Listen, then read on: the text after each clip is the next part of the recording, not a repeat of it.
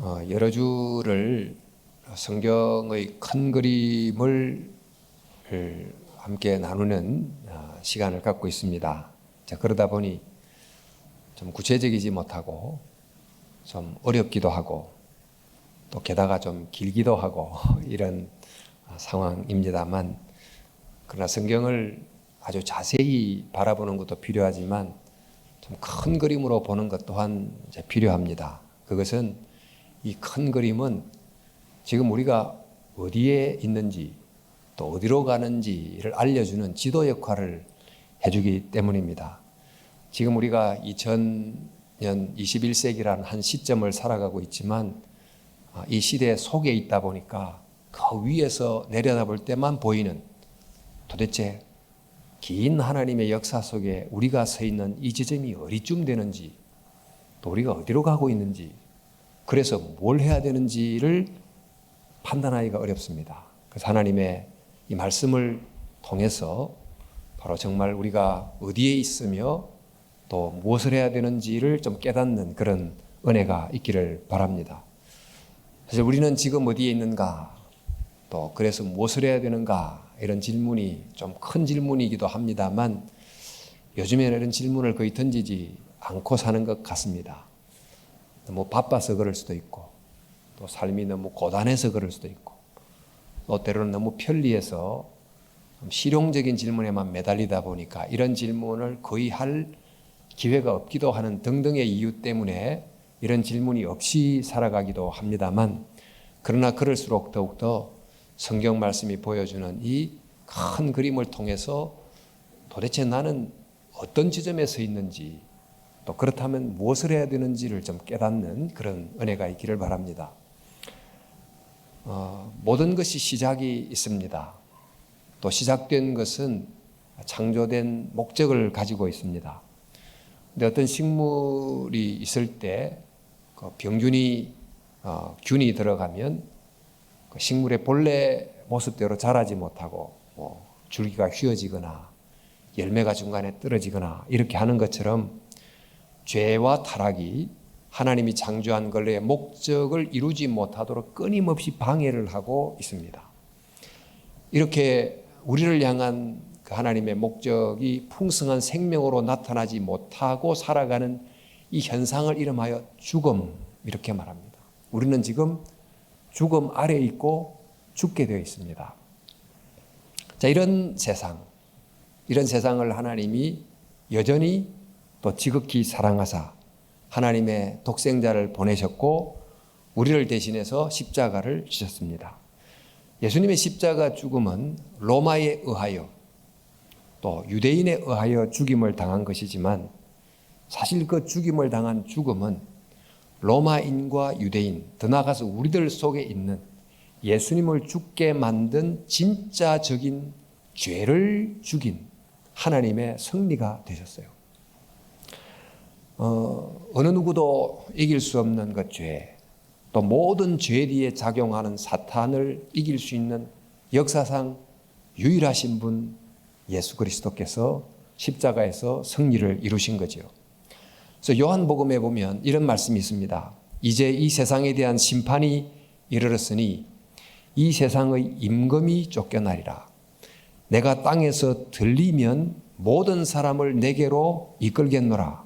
이렇게 말씀하시면 자기가 어떠한 죽음으로 죽을 것을 보이심이라. 여기에 내가 땅에서 들리면 이라고 하는 이 표현은 십자가의 죽음을 표현하는 것인데, 우리는 십자가에 매달렸다 이렇게 표현할 수 있는 것을 요한복음은 땅에서 높이 들렸다라고 했습니다.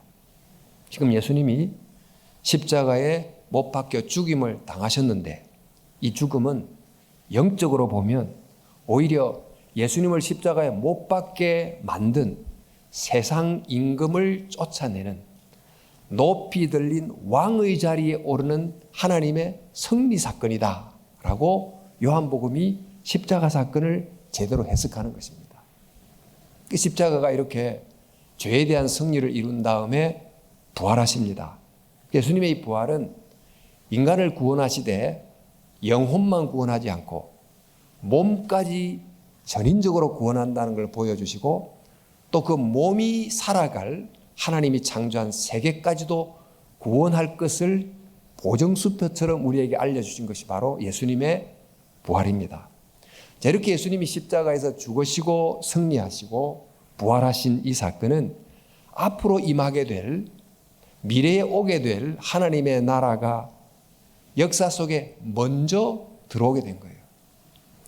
그 하나님이 우리 세상을 회복하게 될 그 미래의 종말적 사건이 현재 속으로 먼저 들어와 그 하나님의 구원이 시작이 됐다는 뜻입니다. 성경이 말하는 그 종말이라는 것은 모든 것이 끝나버리는 어떤 파국처럼 들리지만 그런 것이 아니고 하나님이 만드신 세상과 인간을 향한 목적을 완성시키는 완성이고 또 그 목적을 지금까지 회방해온 그 죄와 사탄에 대한 심판을 포함하는 구원과 심판이 함께 일어나는 것이 바로 종말입니다.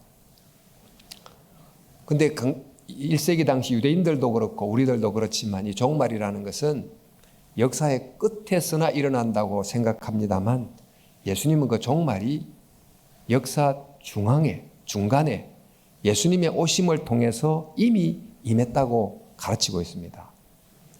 마치 씨앗이 파종된 것처럼 누룩이 빵 속에 들어간 것처럼 들어와서 이 세상 속에서 계속 변화를 일으키고 있는 것입니다. 지금 병균이 침투를 해서 몸이 아픈 환자가 있습니다. 그 환자 속에 치료제를 투약하면 우리 몸 속에 병균이 있지만 이미 우리 속에 들어온 이 약이 병균을 이기면서 회복을 일으켜내는 것처럼 그렇게 하나님의 나라가 들어왔습니다. 그래서 예수님께서 하나님의 나라가 가까이 왔다라고 선포를 하신 거지요. 이것을 두고 우리가 예수님의 초림 이렇게 부릅니다. 이 예수님이 드디어 부활하고 성천을 하셨는데 어디로 가셨는가? 저기 어떤 창공의 어떤 지점으로 가신 것이 아니고 하늘 보좌로 가셨습니다. 이 하늘 보좌, 그 하늘은 땅과 모든 곳에서 신비한 방법으로 연결되어 있는 그 접속되어 있는 하늘의 통치 영역입니다. 그곳에서 통치하는 왕이 되셨다 하는 뜻이지요. 예수님이 빌라도에게서 재판을 받으실 때 빌라도를 향해 이런 말씀을 하셨습니다. 내가 너희에게 이르노니 이후에 인자가 권능의 우편에 앉아 있는 것과 하늘 구름을 타고 오는 것을 너희가 보리라 하시니. 그러니까 빌라도를 향해서 예수님 자신이 하나님 권능의 우편에 앉아 있게 될 것이며 또 구름을 타고 오는 것을 보게 될 것이다 라고 했습니다. 사실 이 말은 구름을 타고 오게 될 것을 본다는 이 말의 정확한 뜻은 구름을 탄 자 이미 판명될 것이다 그런 뜻인데 우리가 다니엘서를 보면 이런 구절이 나와요. 내가 또 밤 환상 중에 보니 인자 같은 이가 하늘 구름을 타고 와서 옛적부터 항상 계신 이에게 나아가 그 앞으로 인도되매 그에게 권세와 영광과 나라를 주고 그랬습니다. 그러니까 예언서에 보면 인자 같은 이가 나오는데 하늘 구름을 타고 나타납니다. 근데 하늘 구름을 타는 그분이 어디를 향해 가는 땅으로 내려오지 않고 항상 계신 이에게 나갑니다. 그 나가서 권세와 영광과 나라를 얻습니다. 즉 이 세상을 통치하는 왕적 권세를 받는다는 것입니다. 즉 빌라도 앞에서 이 말을 하신 것은 빌라도가 지금 예수님을 십자가에 못 박음으로 빌라도를 포함한 로마가 통치하는 것 같지만 사실은 이 십자가에 죽임당하는 사건은 하늘 구름을 탄 인자가 영원히 계신 분에게 가서 세상을 다스릴 왕권을 얻는 것과 같다는 것입니다. 왜냐하면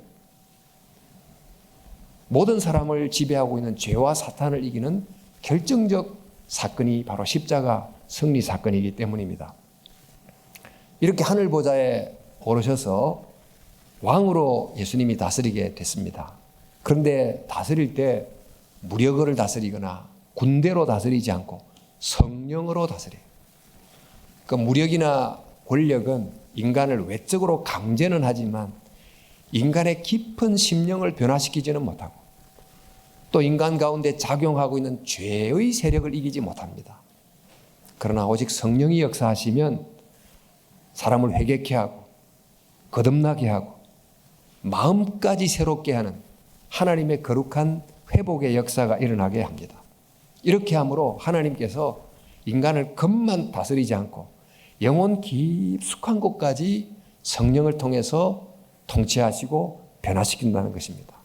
자, 이렇게 한 사람 한 사람을 인격적으로 만나시고 거듭나게 하시고 변화시킨 다음에 그들을 흩어진 각각의 개인으로 두지 않으시고 그들이 정말 관계가 새로워지게 하는, 사람들이 각각 민족 간에 언어 간에 계급 간에 벽을 세우고 살아가지만 복음 안에서 이 모든 걸 깨뜨리는 영적인 공동체가 되게 만드는 것입니다. 그리고는 바로 그 변화된 개인과 공동체를 하늘에 계신 예수님께서 땅에 계신 세상을 다스리는 주님의 도구로 삼으시는 것입니다. 바로 이 교회가 또 이 공동체가 세상 속에서 핍박을 받기도 하고 어려움을 겪기도 하지만 그저 계속해서 사랑의 방식으로 또 복음을 깨우치는 어떤 방식으로 또 하나님의 나라를 보여주는 빛과 소금으로 계속 존재케 함으로 하늘에 계신 하나님께서 다스리시고 근본적 회복을 일으켜 가신다는 것입니다.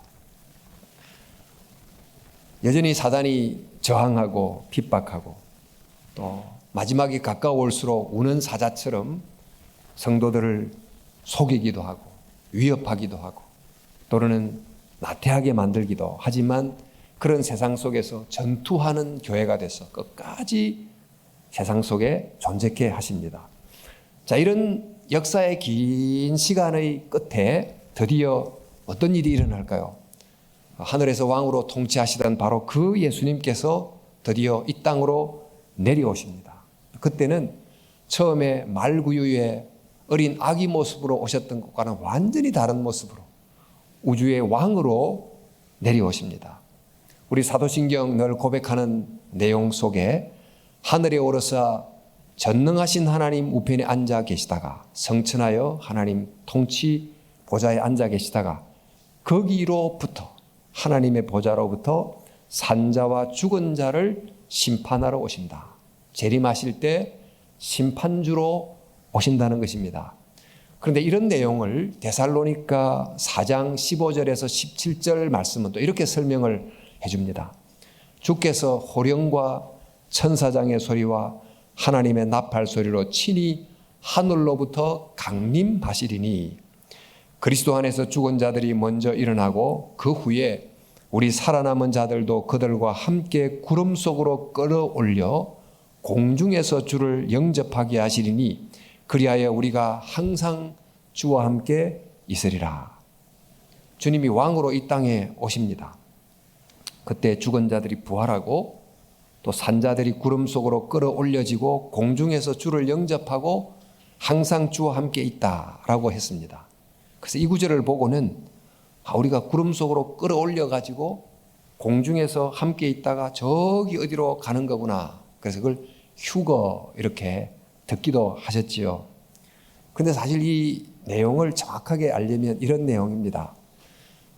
당시 그 로마 제국에서 왕이나 장군이 전쟁을 하러 나가서 승리하고 돌아옵니다. 그럼 아직 도시에 오기 전에 저 멀리 왕이 오고 있으면 그 도시에 있는 고위층이나 시민들이 나가서 영접을 합니다. 그래서 영접하고 그 영접하는 무리들과 함께 왕이 도시로 들어옵니다. 이 장면을 배경으로 해서 이 설명을 하는 거예요. 지금 하늘 보좌에서 이 땅을 통치하셨던 주님이 드디어 하늘로 왕으로 내려오십니다. 그래서 그 내려오신 주님이 다시 저 하늘로 올라가는 것이 아니고 이 땅으로 내려와서 영원히 다스리시는, 회복하시는 주님이 되시는 것입니다. 우리 고린도 전서 본문도 보면 마지막 나팔 소리에 순식간에 홀련이 다 변화되리니 이렇게 되어 있는데 이 나팔 소리는 희년이 될 때 부르는 양각 나팔 소리인데, 우리 희년이라는 것은 안식년 7년을 7번 한 49년이 지난 그 다음 해를 안식년이라고 합니다. 이 나팔 소리에 모든 것이 변한다. 이 말은 예수님의 재림이 진짜 희년을 가져온다는 것입니다. 죄로 인해서 뒤틀린 이 세상의 모든 문제를 다 고친 진정한 새로움, 새 창조를 주님이 가져오심으로 첫째 창조 이후에 있었던 안식, 그 안식을 잃어버린 채 살아온 그 세상을 새롭게 회복함으로 참된 안식을 가져오신다. 그런 뜻이 되겠습니다. 자, 어쨌든 지금 아주 좀 예수님이 십자가 부활을 통해서 왕이 되셨고 또 왕으로 통치하시다가 왕으로 재림해 오신다는 것이 성경의 내용입니다. 그래서 이미 시작된 종말이 예수님의 재림을 통해서 완성된다는 거죠. 자, 이렇다면 지금 예수님이 이런 왕이 되시고 또 통치하시고 재림을 하신다면 지금 우리는 지금 어떤 곳에 서 있습니까? 이미 임한 종말과 앞으로 임할 종말 그 사이 어느 지점 속에 우리가 있는 것입니다. 이미 시작된 하나님의 나라와 완성될 하나님의 나라 그 사이의 어느 부분에 우리가 있습니다. 뒤로는 예수님의 초림이 있고 앞으로는 예수님의 재림이 있습니다. 예수님께서 오셔서 뿌렸던 하나님의 나라 씨앗의 파종과 그 하나님 나라의 이 추수 그 사이 시기를 우리가 살아가고 있다는 뜻입니다. 자, 그렇다면 이 사이의 시기에는 두 가지가 함께 공존합니다. 즉 하나님의 나라와 세상 나라가 공존하고 또 하나님의 통치를 받아들인 사람과 그렇지 않는 사람이 함께 살아가고 사단의 지속적인 방해와 성령의 지속적인 회복의 역사가 함께 있습니다. 변화된 모습도 있고 불의한 모습도 있고 죄의 옛 시대도 있고 의의 새 시대도 있습니다. 이렇게 이제 선과 악의 모습이 함께 공존을 하는데 이 선과 악이 영원히 함께 공존하지 않습니다.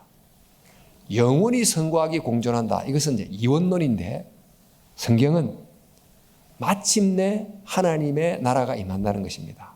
마치 겨울나무 끝에 새순이 돋아오면 봄이 겨울 속으로 조그만하게 들어왔지만 그 먼 세상을 얼게 만드는 겨울을 봄이 서서히 물리치고 마침내 온 세상이 푸르르게 돋아나는 그런 봄이 오는 것처럼 정말 하나님의 역사 가운데 이런 하나님의 나라가 임한다는 거죠. 자, 그러므로 우리는 이런 이미 임한 나라와 아직 임하지 않는 하나님의 나라 속에 살고 있다면 우리는 여기서 무엇을 해야 되는가? 오늘 성경 말씀은 우리에게 세 가지를 하라고 교훈해 주고 있습니다. 그 첫 번째가 견고히 서서 흔들리지 말라 하는 것입니다. 우리가 하나님을 믿고 살면서 가장 힘든 게 뭘까요? 그 힘든 것 중에 하나는 아마 우리가 현실을 바라볼 때 하나님의 나라가 왔다고 하는데 여전히 이 세상이 죄가 왕성한 것 같고 악이 줄어들지 않는 것 같고 또 악이 더 엄밀해지는 것 같고 이런 걸 볼 때 우리가 자꾸 흔들리기 쉬워요. 또 무엇을 볼 때 흔들립니까? 믿는다고 하는 나를 바라볼 때 흔들리기가 쉬워요. 내가 예수님을 믿는데 또 믿은 지 벌써 5년이 됐고 10년이 됐는데 내 속에서 별 변화가 없는 것을 볼 때 흔들리기가 쉽습니다. 또 교회가 모여서 찬송도 하고 하나님 말씀도 듣고 그러는데도 크게 별로 달라지지 않는다. 이런 모습을 볼 때 우리 속에 흔들림이 있다는 것입니다. 자, 이럴 때 어떻게 하라고 합니까? 굳게 서서 흔들리지 말라. 자, 우리가 딛고 있는 그 기초를 다시금 바라보라는 것입니다. 아직 이루어지지 않는 하나님의 나라의 현실 때문에 흔들리고 있다면 이미 이루어진 하나님의 나라의 현실을 적극적으로 찾아서 그것을 바라보라는 것입니다. 십자가를 통해서 이미 이루어진 승리를 믿음 안에서 계속 바라보고, 또 부활을 통해서 이미 드러난 하나님의 새로운 역사를 계속 적극적으로 찾아내라는 거죠. 그리고 지금도 하늘 보좌에서 다스리는 주님의 통치가 있다는 것을 굳게 믿으라는 것입니다. 지금 힘과 무력이 지배하는 것 같지만 사실 사람을 바꾸고 또 내면을 회복시키는 그 복음적 통치가 곳곳에서 일어나고 있는 바로 이것을 적극적으로 찾아내야 됩니다. 이것은 겉으로 드러난 거대한 사건이 아닐지는 몰라요. 뭐 건물이 세워지고 어떤 큰 프로그램이 아닐 수 있지만, 그러나 정말 가장 중요한 변화는 한 개인의 심령이 변하고 한 사람이 바뀌는 변화인데, 이런 변화는 조용히 인간 속에 일어나지만 너무나 중요한 이미 임한 하나님의 나라의 증거가 되는 것입니다. 그러므로 쾌락의, 유혹의, 의심의 바람이 강하게 불면 불수록 이미 임한 하나님의 나라를 더 크게 바라보고 그것을 붙들고 살아가는 것이 이미와 아직의 사이를 살아나가는 우리들이 해야 될 첫 번째 일이다. 흔들리지 말라. 견고히 서라. 두 번째는 주의 일에 더욱 힘쓰는 자들이 되라고 권고합니다. 주의 일에 더욱 힘쓰라고 했을 때 이 주의 일이 어떤 일일까요? 주님의 일은 매우 다양하고, 또 우리가 생각하기로 교회 관련된 일을 하는 것 이렇게 생각하실지 모르지만, 크게 보면 주님의 일은 이런 일입니다. 우리 에베소서에 보면 이런 말씀이 나옵니다. 허물로 죽은 우리를 그리스도와 함께 살리셨고 또 함께 일으키사 그리스도 예수 안에서 함께 하늘에 앉히시니, 이런 말씀이 나옵니다. 허물로 죽은 우리를 예수님이 십자가의 은혜로 구원을 해 주셨습니다. 또 우리가 새 생명을 얻은 사람이 되게 했습니다. 그런데 그 다음 구절이 중요해요. 또 함께 일으키사 그리스도 예수 안에서 함께 하늘에 앉히시니, 함께 하늘에 앉히셨다. 이것이 무슨 말입니까? 지금 십자가 승리를 하신 예수님이 어디에 앉아 계십니까? 하나님 보좌 우편에 앉아 계신데, 그 예수님 우편에 우리를 또한 앉히셨다. 이런 뜻입니다. 이런 이미지를 통해서 우리에게 말씀해 주시는 바가 뭡니까?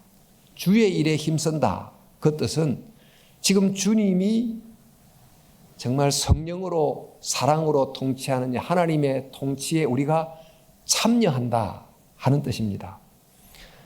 예수님의 이 세상을 회복하는 그 거룩한 은혜의 다스림이 이 땅에 사는 우리를 통과할 수 있도록, 또 주님이 하늘에서 내려 부어주시는 그 은혜가 우리에게 임하여 우리를 통해 흘러가도록 함으로 예수님의 하늘 위에서 다스리는 다스림에 우리가 동참한다는 것입니다. 이것이 바로 주의 일을 하는 것입니다.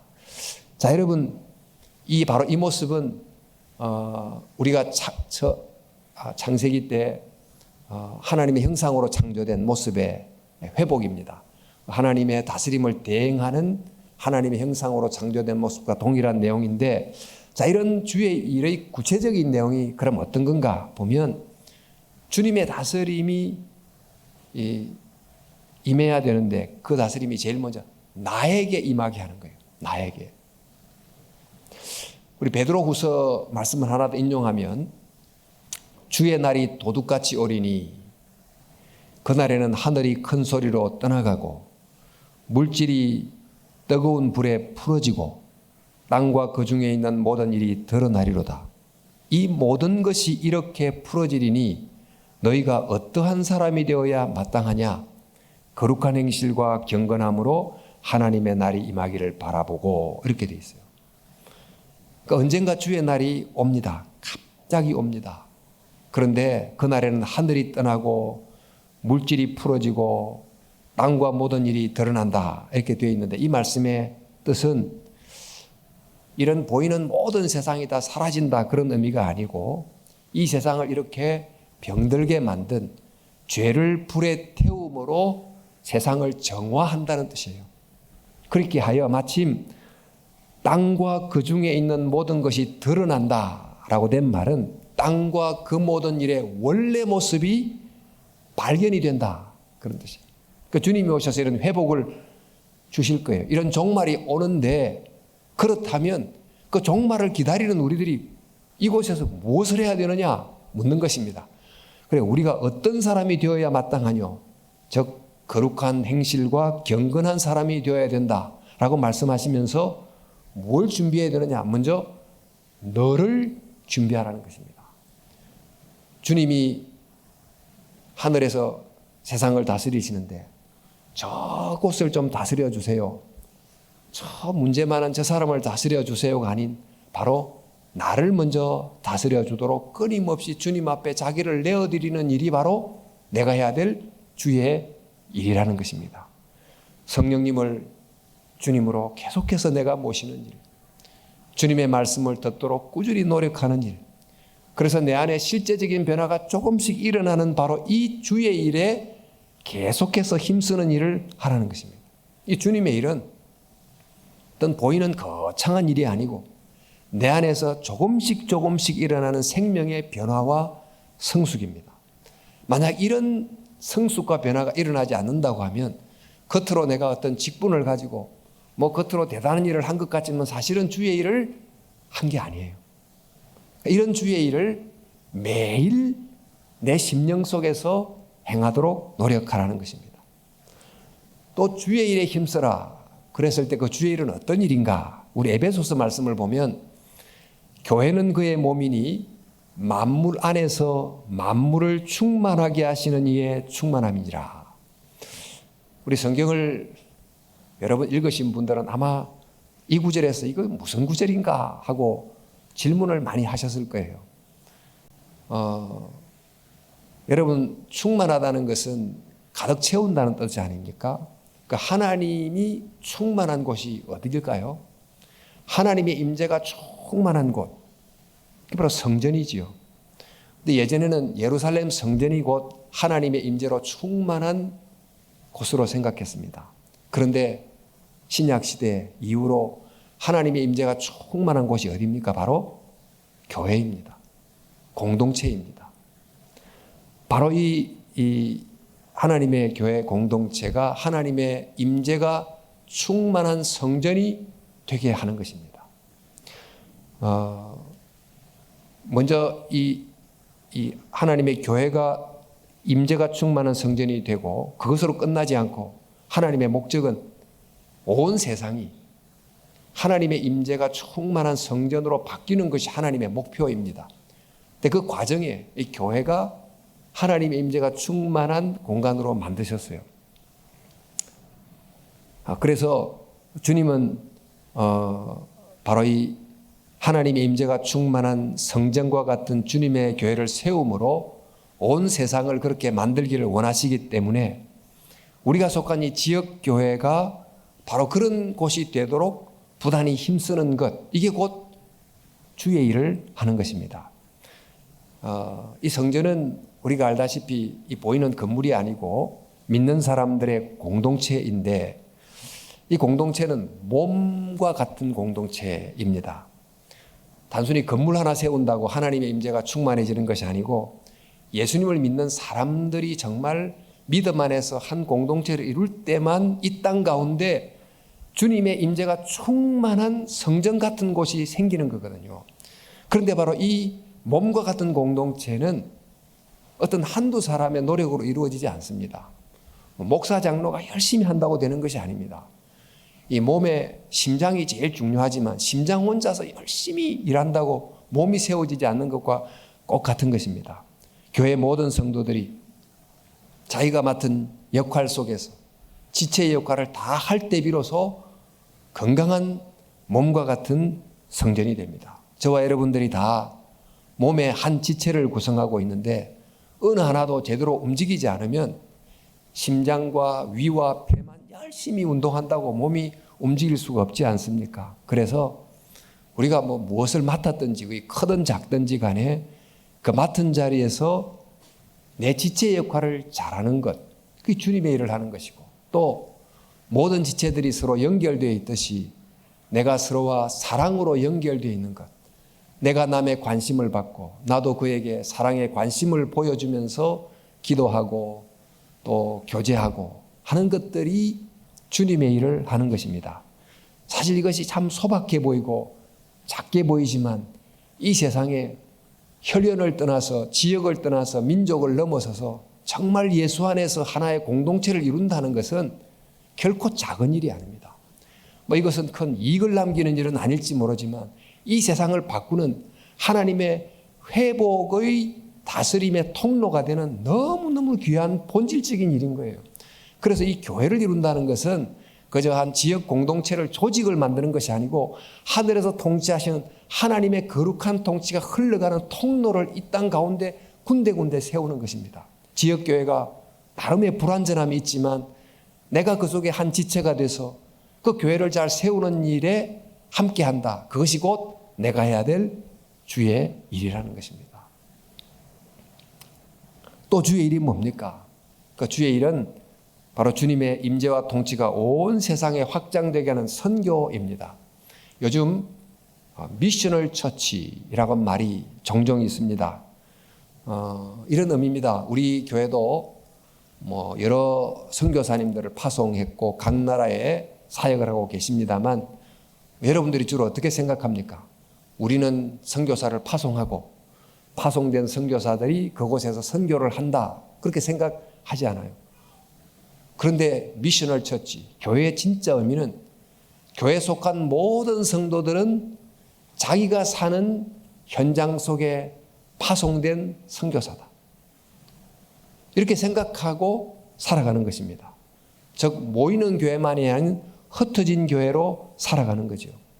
즉 주님의 일을 한다는 것은 우리가 선교사를 파송하는 일도 주님의 일이지만 내가 있는 나라고 하는 존재를 둔 그 가정과 일터와 또 수많은 만남의 관계 속에서 정말 주님의 사람으로 선교사적으로 살아가는 이것이 곧 주의 일을 하면서 살아가는 것입니다. 자, 성경은 지금 견고하여 흔들리지 말고 더욱 주의 일을 힘쓰는 자들이 되라. 그 이유는 이런 일이야말로 헛되지 않기 때문이라는 것입니다. 우리가 하는 여러 가지 일들이 있습니다. 그러나 그 일들 중에 영원히 남는 일도 있겠지만 헛되게 사라지는 일도 있지 않겠습니까? 오늘 성경 말씀은 너희 수고가 주 안에서 헛되지 않는 줄 알미니라. 어떤 일은 영원히 남고 어떤 일은 헛되게 사라지는 걸까요? 여러분, 많은 시간과 에너지를 투자한 것 중에서 사라질 것도 있고 작은 에너지를 투자한 것 중에서도 살아남을 수 있는 것이 있습니다. 그 차이는 바로 이것이 지나갈 과거에 속했는가 다가올 미래에 속했는가, 그게 그걸 결정하는 것입니다. 이것이 곧 세상 나라에 속해 있는가 하나님 나라에 속해 있는가가 바로 그것을 결정합니다. 여러분, 예수님의 말씀 속에 마태복음이죠. 너희가 소자 한 사람에게 물 한 그릇을 준 것을 주님이 잊지 않고 기억하신다는 내용이 있지 않아요? 내가 정말 남이 보란 듯이 자랑할 만한 무언가를 이뤘다 할지라도 그것이 정말 하나님의 이 세상을 회복하는 주님의 통치와 연결된 게 아니라면 다 하나님의 나라가 올 때 다 사라지고 없어요. 그러나 내가 한 일이 정말 소박한 일이라 할지라도 그것이 이 땅에 이 세상을 회복하고 주님의 목적을 이루는 일에 기여한 것이라고 하면 영원히 남는 것입니다. 우리 어떤 석공이 평생을 걸려서 조각품 몇 개를 만들었는데 이 조각품이 우상신전을 건립하는 데 사용됐다. 그러면 그동안 일생을 바쳐서 수고한 모든 수고가 얼마나 허무합니까? 그러나 그것이 하나님의 집을 사용하는 데 귀하게 사용됐다. 그러면 내가 수고했던 그 수고가 영원히 남는 것입니다. 우리가 하는 일이 평범할 수도 있고 소박할 수도 있고 그렇습니다. 그러나 이 모든 일이 하나님의 통치와 연결되어 있다면 어느 것도 작은 게 없어요.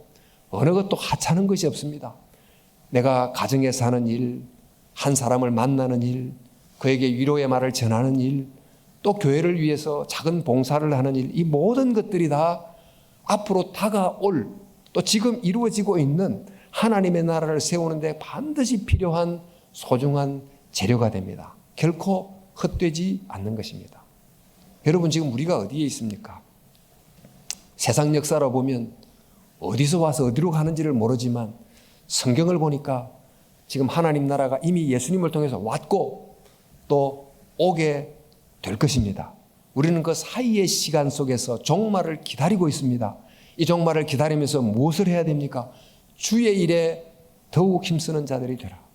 주님께서 먼저 내 안에 임하여 내가 변화되는 일에, 또 이 세상을 변화시키는 주님의 도구가 되는 교회를 회복하는 일에, 그리고 내가 흩어져 살아가는 모든 일 속에 작은 만남과 일을 성실하게 하는 일에 최선을 다하도록 성경이 요청하고 있습니다. 그렇게 하면 결코 우리의 수고가 헛되지 않는 줄 알미니라. 성도 여러분, 우리가 어디에 있는지를 기억하고, 그리고 또 이곳에서 무엇을 해야 되는지를 바로 깨닫고 주어진 하루하루 정말 주의 일에 더욱 힘쓰는 자들이 되시기를, 우리의 모든 일생의 이 수고가 그리하여 주 안에서 결코 헛되지 않게 되기를 주님의 이름으로 축원합니다.